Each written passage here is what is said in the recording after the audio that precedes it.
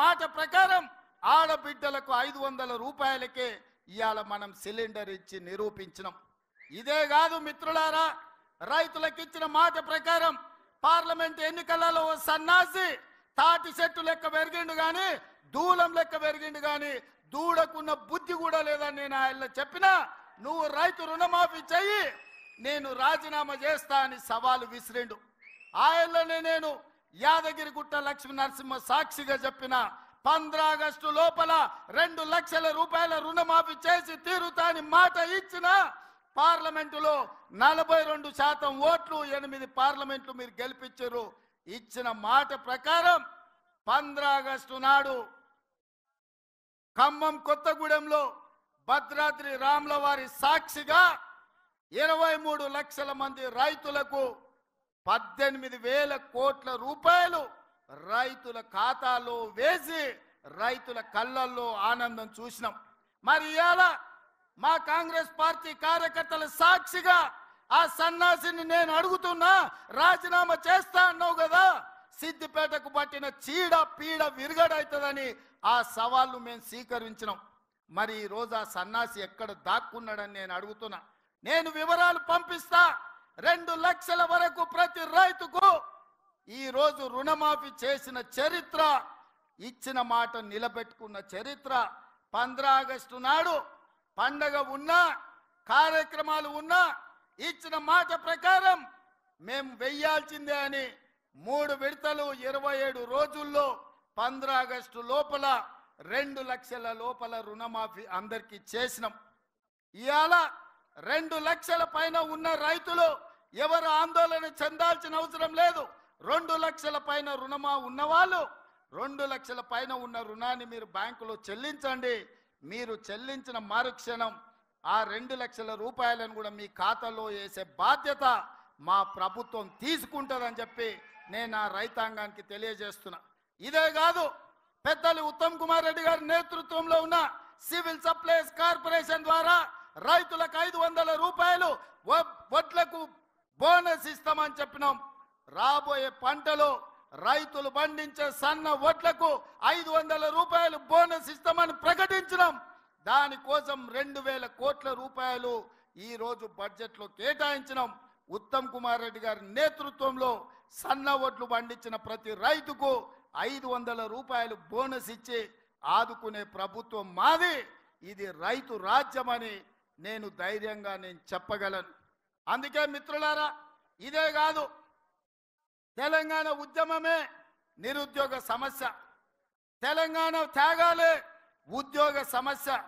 10 సంవత్సరాలు ఎవరికి ఉద్యోగాలు ఇవ్వలే, నిరుద్యోగుల సమస్య పట్టించుకోలే.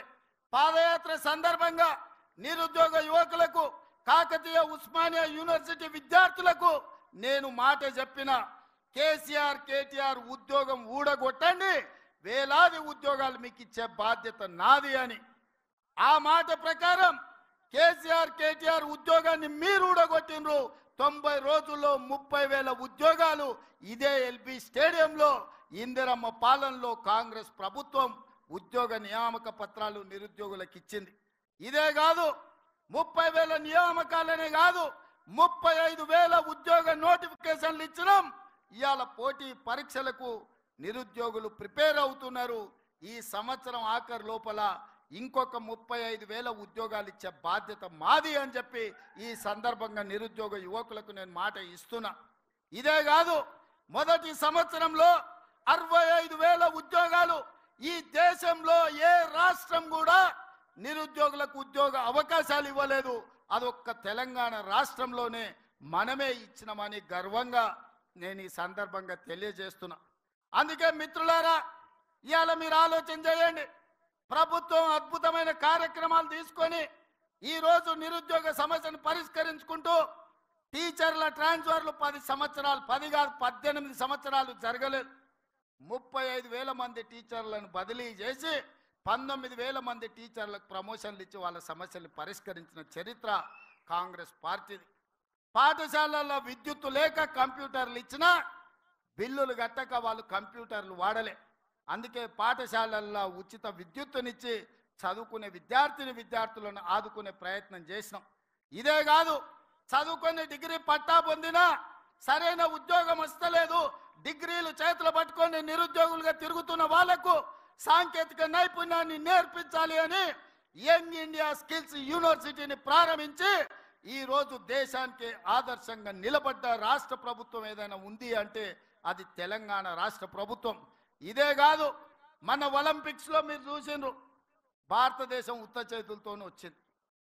140 కోట్ల జనాభా ఉండి 50% పైగా యువత ఉన్న భారతదేశం ఈ రోజు ఒలింపిక్స్ లో ఒక్క మెడల్ కూడా రాలేదు అంటే ఈ దేశానికి అవమానం కాదా? నరేంద్ర మోడీ గారు, మీరు ఆలోచన చేయండి. అందుకే సౌత్ కొరియాకి వెళ్ళి, సౌత్ కొరియాలో మొత్తం ఆ దేశమే మన తెలంగాణ రాష్ట్రం అంత ఉంటుంది. అట్లాంటి దేశం దాదాపుగా 36 మెడల్స్ కొట్టింది. ఒక్క సౌత్ కొరియన్ స్పోర్ట్స్ యూనివర్సిటీలో 16 మందికి మెడల్స్ వచ్చినాయి. ఒకే అమ్మాయి 3 గోల్డ్ మెడల్స్ కొట్టింది. నేను అక్కడికి వెళ్ళి వాళ్ళని చూసిన. అక్కడ వాళ్ళకు ప్రభుత్వం కానీ ప్రైవేట్ వాళ్ళు కానీ ఆ యువకులకు సరైన శిక్షణ ఇవ్వడం వల్ల వాళ్ళు ఒలింపిక్స్లో మెడల్ కొట్టినారు. అందుకే తెలంగాణ రాష్ట్ర ప్రభుత్వం ఒక దీక్ష పూనింది. తెలంగాణలో ముఖ్యంగా sports university, young India sports university ప్రారంభించడం ద్వారా 2028లో ఈ దేశం తరఫున ఒలింపిక్స్ లో బంగారు పతకాన్ని సాధించే బాధ్యత తెలంగాణ తీసుకుంటది. అందుకే స్పోర్ట్స్ యూనివర్సిటీని ఇవాళ మనం తెలంగాణ రాష్ట్రంలో మనం ప్రారంభించుకుంటున్నాం. ఒక పక్కన ఇన్ని మంచి కార్యక్రమాలు తీసుకొని దేశానికి ఆదర్శంగా నిలబడే పనులను మనం చేపడుతుంటే, ఔటర్ రింగ్ రోడ్ ఆనాడు అంతర్జాతీయ ఎయిర్పోర్టును రాజశేఖర రెడ్డి గారు ఉన్నప్పుడు నిర్మిస్తే హైదరాబాదు నగరం అంతర్జాతీయ నగరంగా ప్రఖ్యాతి పొందింది. ఇవాళ రీజనల్ రింగ్ రోడ్ RRR కోసం కోమటిరెడ్డి వెంకటరెడ్డి గారు, నేను ప్రధానమంత్రిని, రవాణా శాఖ మంత్రిని ప్రతి ఒక్కరిని కలిసి రీజనల్ రింగ్ రోడ్డు తీసుకొచ్చి ఈ నగరాన్ని విశ్వ నగరంగా మార్చడానికి ఈ రోజు మేము ప్రయత్నం చేస్తున్నాం. తొందరలోనే మనకు రీజనల్ రింగ్ రోడ్డు రాబోతుంది. ఇదే కాదు, కులీ కుతుబ్ షాహీ నిజాం హైదరాబాద్ నగరాన్ని నిర్మిస్తే రెండవ నగరం సికింద్రాబాద్ను బ్రిటిషర్స్ నిజాం నిర్మించిండు. సైబరాబాద్ను చంద్రబాబు నాయుడు రాజశేఖర రెడ్డి నిర్మించిండు. మరి ఈనాడు ఈ ప్రభుత్వం కాంగ్రెస్ పార్టీ 4th సిటీని, ఫ్యూచర్ సిటీని ముచ్చర్లలో నిర్మించబోతుంది. ప్రపంచానికి ఆదర్శంగా ఉండే అధునాతనమైన నగరాన్ని నిర్మించే బాధ్యత మన ప్రభుత్వం తీసుకున్నది.